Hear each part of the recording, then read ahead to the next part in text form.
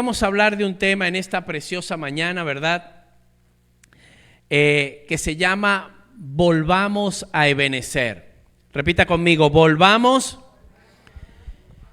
Ayúdame a predicar con fe, por favor, ¿sí? Yo siempre digo que el café es al final. Yo creo que deberíamos de ponerlo a las 9 de la mañana. A las 10 por ahí. Diga, volvamos a Ebenecer. ¿Alguien sabe qué significa la palabra Ebenecer? ¿Qué significa? ¿Verdad? Eso siempre se ha dicho que ha sido así, pero hoy vamos a profundizar para como que pulir ese concepto en medio de nuestros corazones y saber con más precisión qué significa esta palabra y cómo esa palabra puede bendecir tu vida. ¿Dicen amén? Y vamos a leer en el primer libro de Samuel, en el capítulo 2. Vamos a entrar, vamos a hacer una breve introducción en el verso 12 y vamos a hablar de una historia que de alguna manera, leímos un salmo ahorita, la pastora Josefina complementó lo que tenía que ver con ese salmo, y hoy vamos a hablar de la historia, de una de las historias más tristes que vivió el pueblo de Israel. Una de las historias donde el pueblo de Israel sufrió la más grande derrota, sufrió la más grande humillación, sufrió toda una devastación, porque de hecho en una batalla, cuando empieza a vivir derrota, porque este tiempo que vivió Israel no fue poco tiempo.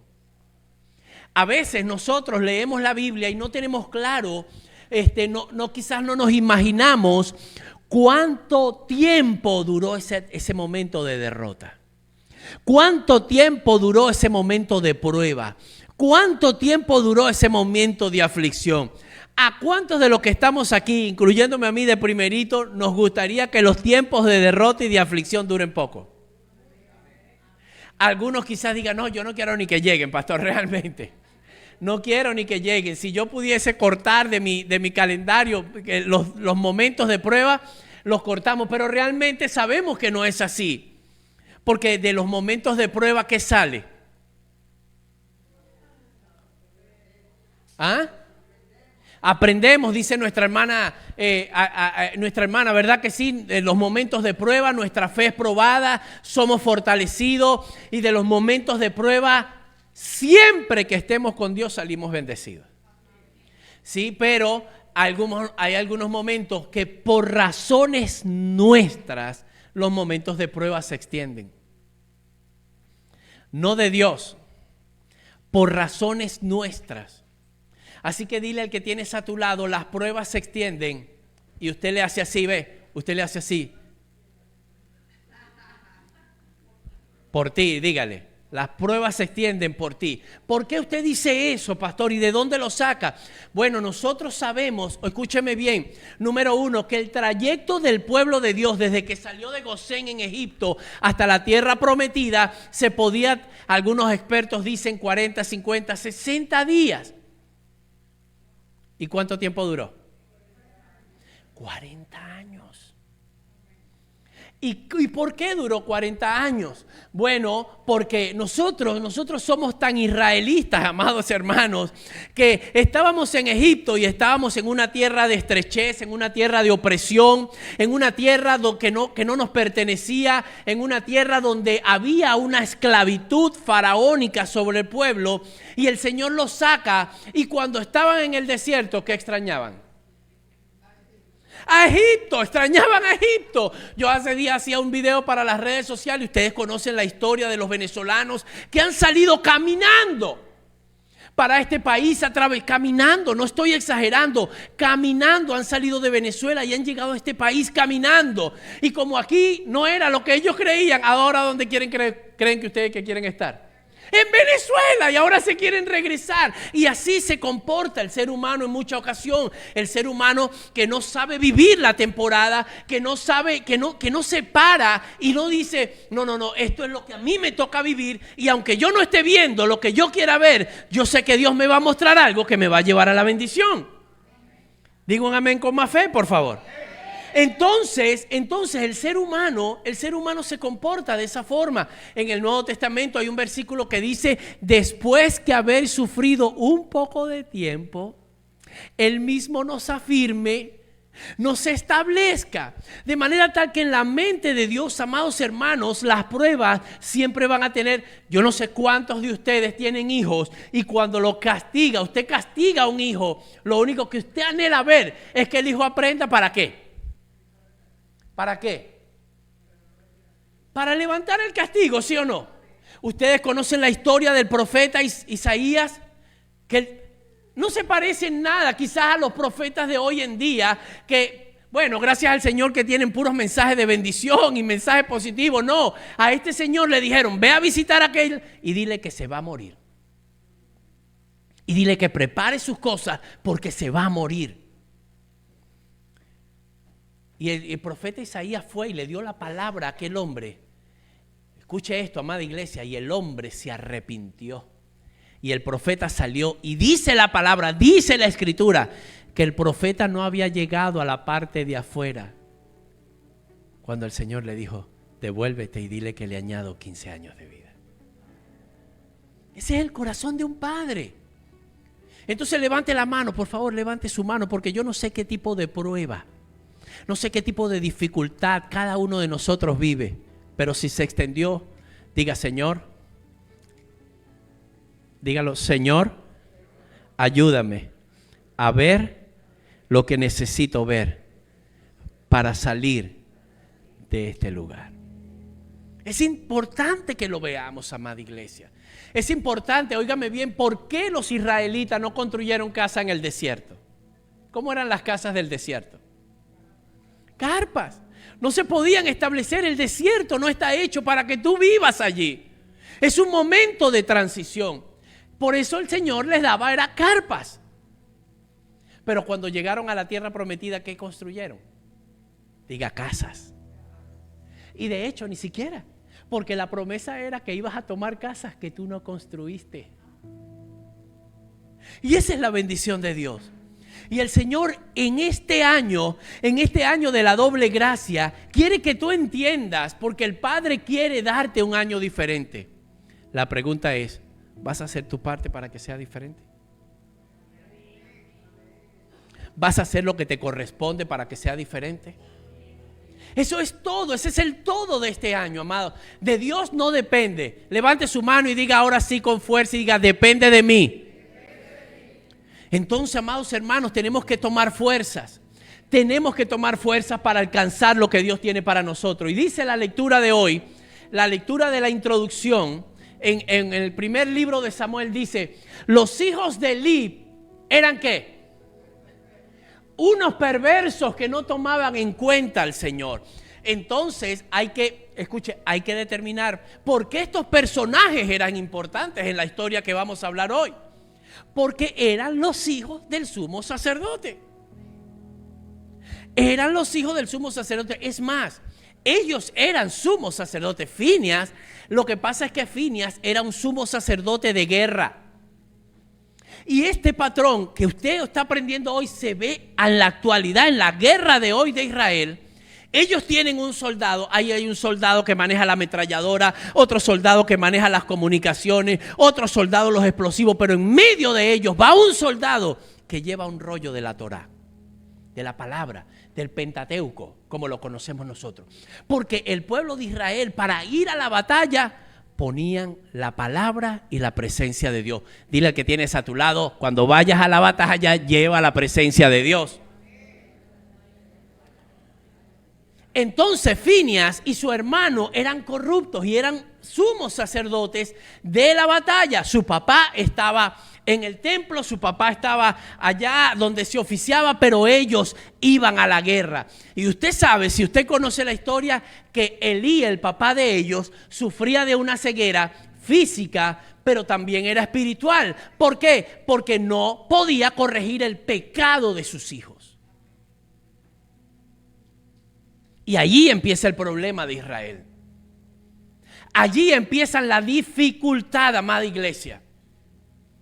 En que si nosotros podemos discernir o tenemos el carácter suficiente para a lo que está mal, decirle qué.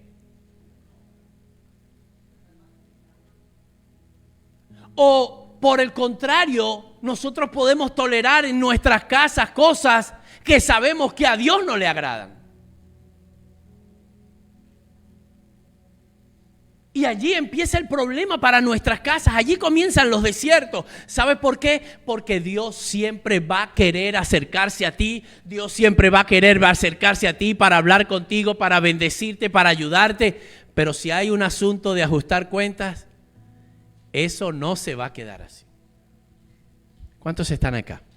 Entonces allí comienza la historia que vamos a tomar en consideración en esta preciosa mañana. Ahora vamos al capítulo 4, a partir del verso 1, para entrar en la materia del mensaje que vamos a leer hoy.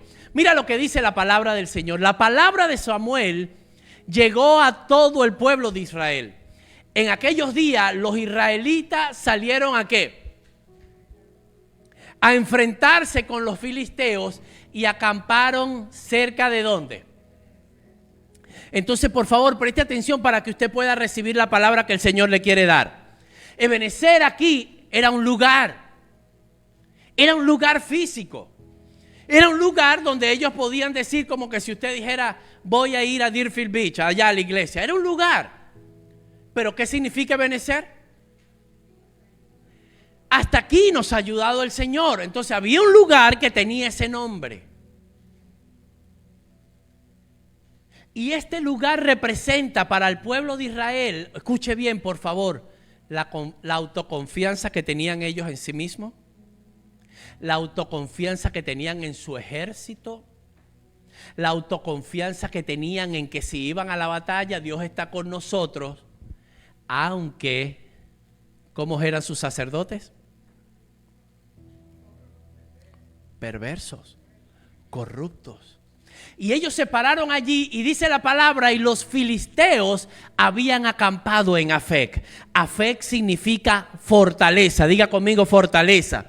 Entonces, en esta batalla, en este lado estaba Israel, en un lugar llamado Ebenezer, que significa hasta aquí nos ha ayudado el Señor, y del otro lado estaban los filisteos en un lugar llamado Afec, que significa fortaleza. Cada quien estaba acampando desde la perspectiva de su confianza, estaban acampando en un lugar desde la perspectiva de lo que yo sé hacer, desde la perspectiva de lo que yo puedo hacer, desde la perspectiva de que estoy como que sumamente confiado en que Dios va a hacer algo.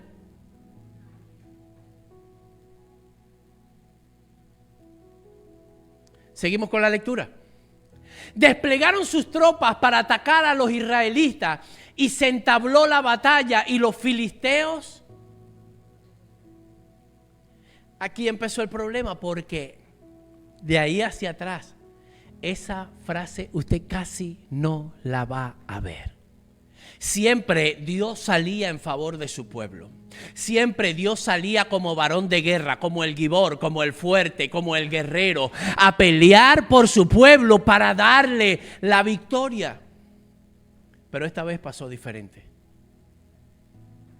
Matando en el campo a unos ¿qué? 4,000 no filisteos, israelitas. Cuando el ejército regresó al campamento, los ancianos de Israel dijeron, ¿por qué nos ha derrotado hoy quién? ¿Quién decían ellos que los había derrotado? ¿Los filisteos? ¿O ellos sabían que era Dios quien había permitido que ellos sufrieran un duro revés? Porque lo que nosotros a veces nos cuesta entender, amada iglesia, es que Dios nos va a mandar mensajes. Dios te va a hablar cada mañana. Nos está hablando. Pero cuando nosotros nos comportamos como Elí y nos hacemos de la vista gorda y nos acostumbramos a practicar cosas que no le agradan al Señor, entonces el Señor hace así.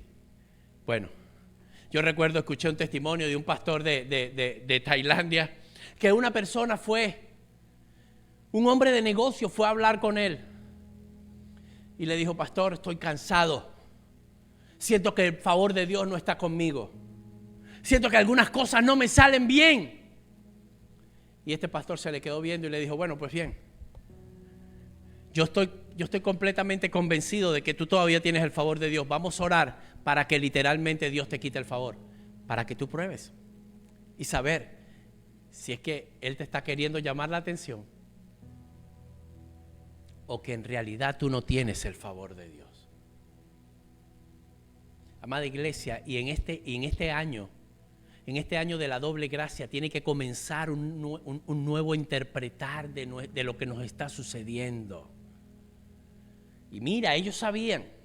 Ellos no estaban diciendo, nos derrotaron los filisteos. ¿Quién los derrotó?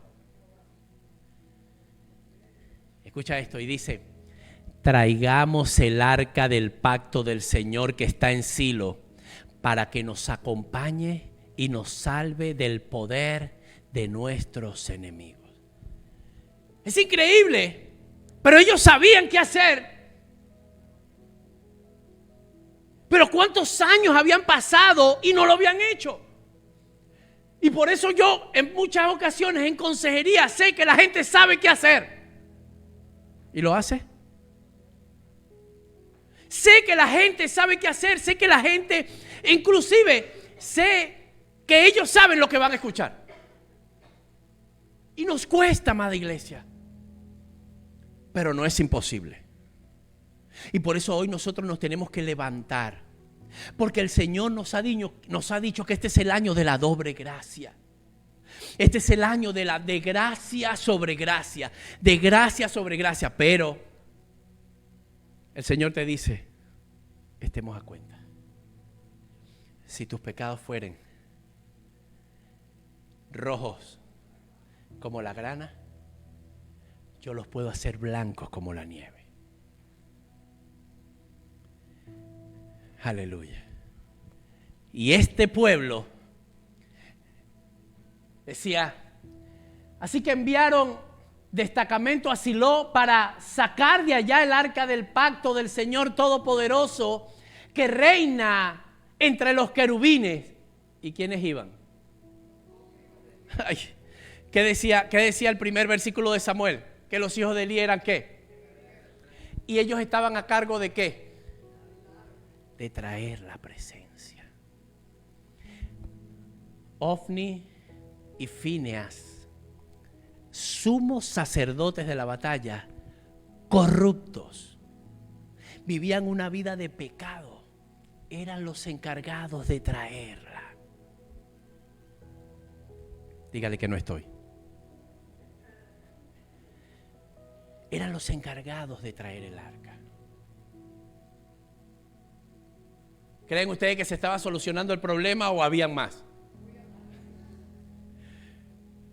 Había más. Habían más problemas. Aleluya.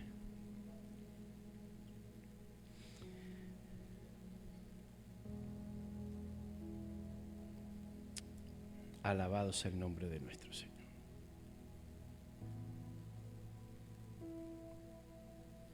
Vamos a leer Samuel 4 del verso 11 al 18.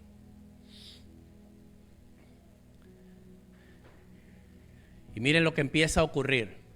Ellos creían que con solo traer la presencia sin arreglar su vida, el problema se iba a solventar. Además fue capturada el arca de Dios y murieron. ¿Quiénes murieron? Los sumos sacerdotes de la batalla. Un soldado que pertenecía a la tribu de Benjamín salió corriendo del frente de batalla y ese mismo día llegó a Silo con la ropa hecha a pedazos y la cabeza cubierta de polvo. Y allí se encontraba ¿quién? Elí, el principal, el padre de estos muchachos, sentado en su silla y vigilando el camino, pues su corazón le temblaba solo de pensar en el arca de Dios. Cuando el soldado entró en el pueblo y contó lo que había sucedido, todos se pusieron a gritar. Escuche bien, no solamente murieron 4,000 hombres, sino que cuando trajeron el arca, los filisteos, se la quitaron. Le quitaron el arca al pueblo. Le quitaron la garantía de la presencia de Dios, donde ellos veían la gloria de Dios. Y Elí dice: ¿a qué viene tanto alboroto?, preguntó Elí. Al oír el griterío, el hombre corrió para darle la noticia. Y Elí tenía 98 años y sus ojos ni se movían, de modo que no podía ver. De manera tal de que la ceguera de Elí era física y espiritual. Vengo del frente de batalla, le dijo Elí. Huí de las filas hoy mismo. ¿Qué pasó, hijo mío?, preguntó Elí.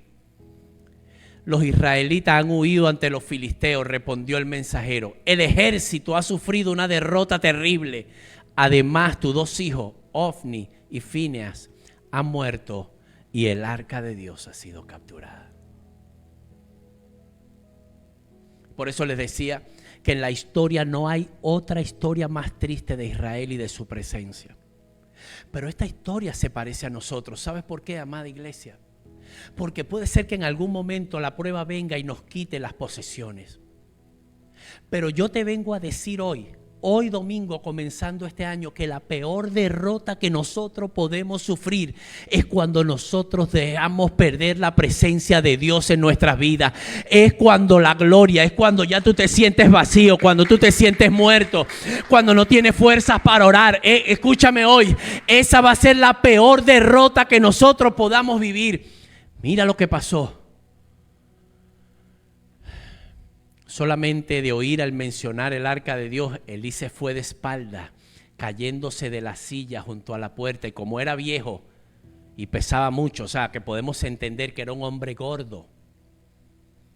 Como era viejo y pesaba mucho, se rompió la nuca y murió. Entonces escúcheme, 4,000 soldados muertos. Muertos los 2 sumos sacerdotes de batalla. Muerto el sumo sacerdote, Elí. ¿Creen ustedes que estaba bajo una tragedia ese pueblo? Durante 40 años había dirigido al pueblo de Israel. Aleluya. Y allí comienza, amada iglesia, la catástrofe de Israel. Como les decía, murieron 4,000 hombres, perdieron el arca del pacto, perdieron su presencia, murieron los sumos sacerdotes. Israel estaba en la historia más oscura que ellos habían vivido nunca. Vamos ahora al versículo 19, pastora, por favor, del capítulo 4. Y mire, dice: su nuera, la esposa de Fineas, estaba embarazada y próxima a dar a luz. Cuando supo que el arca de Dios había sido capturada y que tanto su suegro como su esposo habían muerto, le vinieron dolores de parto y tuvo un alumbramiento muy difícil. Aquella mujer recibe la noticia y la noticia la impacta tanto que ella comienza a dar a luz. Y al verla agonizante, las parteras que la atendían dijeron: anímate, que has dado a luz un niño. Y ella no respondió, ni siquiera les hizo caso. Esta mujer estaba dando a luz, pero también estaba viviendo el luto de su esposo. También estaba viviendo el luto de su suegro. Y también, como una habitante de Israel, estaba viviendo la noticia de que ya no tenían el arca del pacto, que era la garantía de protección, de favor, de ayuda. Y por la muerte de su suegro y de su esposo, mira, pero por causa de la captura del arca de Dios, por la muerte de su suegro y de su esposo, le puso al niño Icabod, para indicar que la gloria de Israel había sido desterrada. Escucha esto, amada iglesia. La palabra para gloria en hebreo es kabod. Y cuando se le añade la i, es una palabra negativa, triste e ignominiosa. Y esta mujer tenía tanto dolor en su ser por la pérdida que había sufrido, que a su hijo lo llamó Icabod. ¿Se pueden imaginar la marca que podía llevar ese muchacho de ahora en adelante? ¿Se podían imaginar cómo lo podían llamar en la escuela? ¿Se podían imaginar el recuerdo que podía venir a la gente cuando veían a ese niño y lo llamaban con un nombre como ese? Este era casi la conclusión de un proceso de duelo que vivía Israel, producto del pecado y de no venir en arrepentimiento. Y en esta mañana nosotros tenemos que meditar. Amada iglesia, ¿tú crees que Dios quiere llevarnos o permitir que vengan situaciones extremas a nuestra vida? Si al principio del mensaje te decía que Él como un padre, ¿cuántos saben que Él es mejor padre que todos los que estamos aquí? ¿Verdad que sí? Nos disciplina en amor, nos corrige, es paciente, es misericordioso, es bueno, es bondadoso. Sí, pero necesita corregirnos. Y tú tienes que determinarte que este año no vuelvas a practicar lo que venías practicando hasta este año que terminó. Es importante que nosotros hoy meditemos en eso. ¿Cuántos están acá? ¿Cuántos están recibiendo este poderoso mensaje de que de toda esta tragedia nace un hijo y se lleva la peor parte? Lo llaman Icabod. Y nunca se le olvide eso, el Cabod de la gloria de Dios. Pero cuando está ahí, es una palabra negativa, ignominiosa, triste. Y a este niño lo llamaron Icabod. Seguramente los padres habrán muerto. Y cuando veían a ese hombre ya adulto, y lo veían y decían, ahí va Icabod. ¿De qué se acordaba Israel cuando veía a ese hombre? De la pérdida, de la tragedia, de la pérdida de la gloria. Y no hay peor tragedia para nosotros que perder la presencia de Dios. No hay. ¿Cuántos de ustedes han perdido el trabajo en alguna ocasión? ¿Cuántos de ustedes quizás por una crisis económica han perdido una casa, un carro? Nada de eso se compara con perder la gloria. Nada. Porque ¿cuántos de los que están aquí saben que si tienes a Cristo lo tienes todo? Si tú puedes perder la familia inclusive, pero si tienes a Cristo tienes todo. Y nace Icabod. Y yo te decía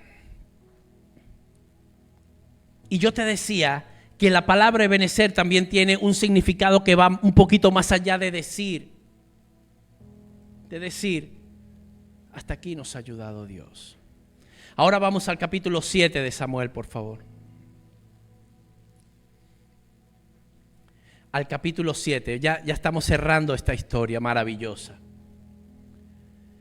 Verso 2, y dice, el arca permaneció en Kiriat Jearim durante mucho tiempo. ¿Pasaron cuánto?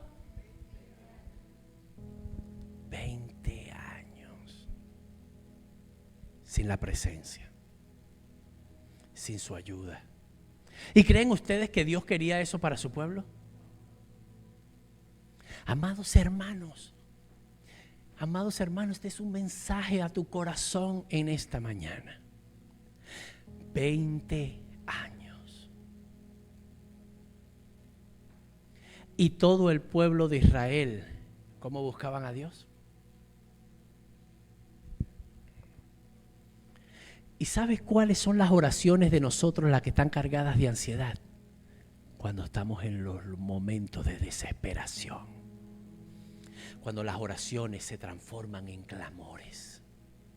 Cuando las oraciones son gritos desesperados, ayúdame porque voy a morir, ayúdame porque estoy perdiendo todo lo que tengo, ayúdame. Sin la presencia de Dios, pero cuando tú tienes la presencia de Dios, las oraciones son un momento de amor. Las oraciones, tú te acercas al trono de la gracia y ahí está Cristo, ahí está el Señor maravilloso esperándote para abrazarte, para estar contigo en su presencia. Y buscaban al Señor. El versículo 2, mi hermana, por favor, pastora. Que no lo terminé de leer. Y el pueblo de Israel buscaba con ansiedad al Señor. Ahora sí, verso 3. Presta atención a este. Por eso Samuel le dijo al pueblo: si ustedes desean que... Óyeme bien, es por eso tú te tienes que, cuando el momento se tiene que acabar, cuando el momento de Icabod, cuando el momento se tiene que acabar, tú tienes que buscar un verdadero profeta de Dios.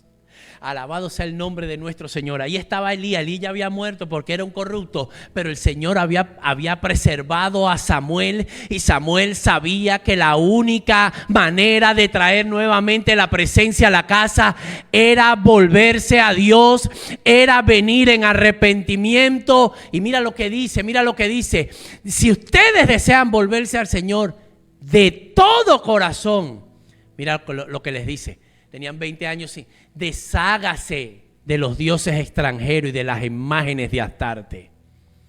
Dedíquense totalmente a servir al Señor y Él los librará del poder de los filisteos. Tenían 20 años siendo derrotados. Así que los israelitas echaron fuera a los ídolos de Baal y a las imágenes de Astarte y sirvieron solo al Señor. Luego Samuel ordenó: reúnan a todo Israel en Mizpa para que yo ruegue al Señor por ustedes. No es lo mismo cuando hay gente que pide oración sin arrepentimiento. ¿Aló? A que cuando la gente viene en arrepentimiento y pide oración. Primero el pueblo se arrepintió y ahora el profeta dijo: ahora voy a rogar por ustedes.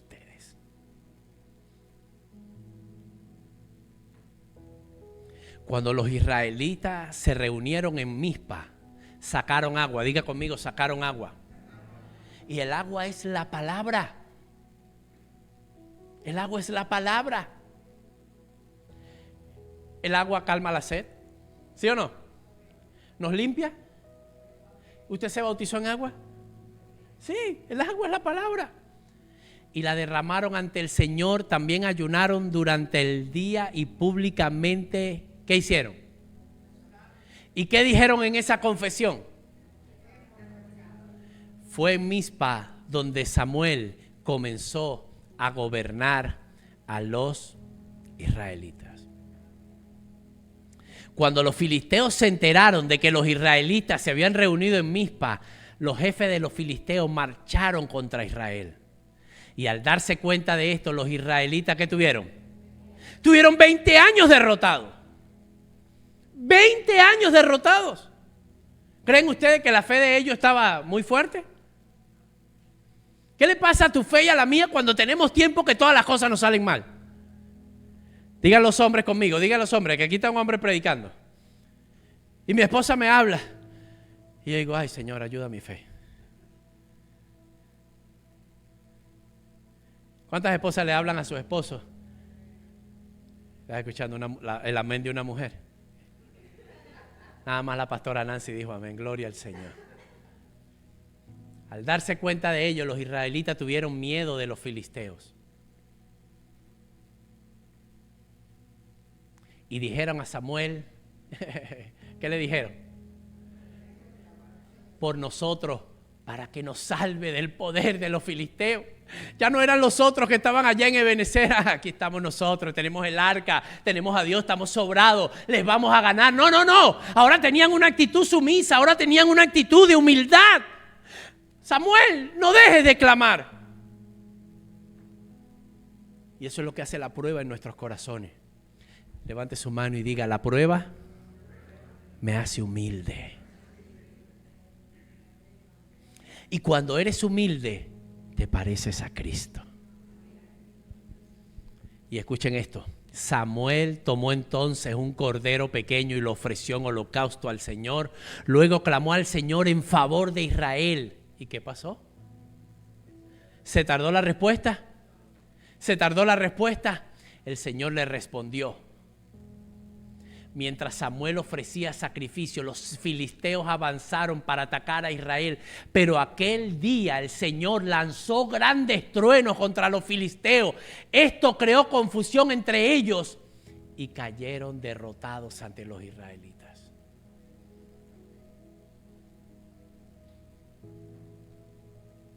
Aleluya. Entonces los israelitas persiguieron a los filisteos desde Mizpa hasta más allá de Betcar, matándolos por el camino. Después de esto, Samuel tomó una piedra, diga conmigo, una piedra, y la colocó entre Mizpa y Sen, y la llamó ¿cómo? Escuche esto porque es el mensaje que el Señor tiene para ti en esta mañana. El primer lugar de la batalla era un lugar físico. ¿Cómo se llamaba? Ebenezer. Y ustedes me dijeron a mí, ¿verdad?, que significaba hasta aquí nos ha ayudado el Señor. Y eso representa cuando nosotros peleamos desde la confianza, desde lo que yo tengo, desde lo que poseo, desde lo que sé hacer, desde la confianza que tengo en mí mismo, que aunque son cosas que no son malas, no puedes basar tu vida de fe en ellas porque son cosas que pueden ser removidas. Y después de 20 años, sin la presencia, Dios levanta a un profeta, pero ahora los lleva no a un lugar, sino a una, dígalo conmigo, a una piedra. Y es por eso que yo te decía que quería regalarte como que la profundidad del concepto de Ebenezer. Porque esto es una palabra, escúcheme esto, que aunque en el español está escrita de una sola forma, en el hebreo pueden ser dos o pueden ser tres. Y te lo voy a explicar. Eben significa roca, piedra. Diga conmigo, roca. Y Eser significa ayuda. ¿Sí? Es por eso que nuestras esposas son nuestra ayuda. Son nuestro Eser. ¿Sí? Pero ese es el segundo significado, pero también pueden ser tres. Y es cuando tú partes la E de la Ben y de la Eser, y Ben en hebreo es hijo. Entonces el significado de Ebenezer es la roca, el hijo que ayuda. Cristo es la roca. Y de ahí en adelante, ellos no estaban parados en un lugar llamado Ebenezer, sino en la roca, el Hijo que ayuda, que es Cristo. Escuche bien. Escuche bien. La tragedia de Israel de haber perdido el arca la marcó una mujer al nombre de un hijo, Icabod. Pero estaba comenzando una nueva temporada para Israel y había un hijo, la roca que ayuda, marcando un nuevo comienzo, y Él quiere que ustedes tengan un nuevo comienzo en el 2025.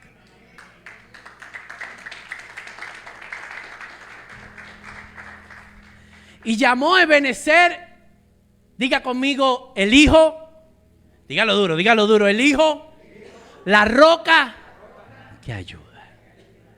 Usted quiere ponerle otro nombre a este año, otro nombre de bendición. Diga, el 2025 es mi Ebenezer. Yo voy a volver a Ebenezer, a la roca. El año pasado me confié en mi negocio. El año pasado me confié en mis ahorros. El año pasado me confié en mis inversiones. El año pasado me confié en mi estrategia. Y esas cosas pueden ser removidas. Esas cosas no pueden sostener tu fe. Amada iglesia que estás aquí, lo único que debe sostener tu fe se llama Cristo Jesús, el Hijo, la roca, que es nuestra ayuda. Póngase de pie en esta tarde. Aleluya. Ebenezer, El Hijo, la roca que ayuda. Y el mensaje de hoy se llamaba volvamos a Ebenezer. Y cuando estamos diciendo volvamos a Ebenezer es volvamos a la roca, al Hijo, al que nos ayuda. Él puede sostener tu fe, Jesús María, solo Él. Vuelve a Él y párate en Él cada vez que sea necesario. Porque Él nos va a ayudar de una manera extraordinaria. Cierre sus ojos en esta mañana. Padre Celestial, yo te doy gracias por esta preciosa mañana. Padre amado, Padre bueno, Padre misericordioso y Padre amoroso. Presento a tus hijos, Señor, a este pueblo que han escuchado tu palabra y que hoy tú les dices vuelvan a la roca de mi hijo, vuelvan a la roca de mi hijo. Vuelvan a la roca de mi hijo. Se tiene que terminar la temporada de derrota. Se tiene que terminar la temporada de dolor. Se tiene que terminar la temporada de tristeza. Se tiene que terminar. Y la oportunidad es volviendo a Cristo. Así que si aquí hay alguien que quiere que yo ore por usted, si aquí hay alguien que se quiere levantar a hacer un compromiso, que ha escuchado el mensaje de la doble gracia, que ha escuchado el mensaje que nos predicó la pastora Josefina y que hoy escucha, yo tengo que volver a la roca, al Hijo que ayuda. Yo te voy a invitar a que pases en esta mañana aquí adelante, mientras la pastora Nancy nos pone una canción del fondo, para ministrar a todos los que tengan a bien pasar a este lugar. Despedimos a nuestros amados hermanos que están en las redes conectados. Que el Dios de Israel les bendiga, que el Dios de Israel los guarde, que el Señor les ayude a volver a la roca que es nuestra ayuda, para que este año sea totalmente diferente. Así que la puerta está abierta para toda la iglesia. El volver a esa roca que nos ayuda.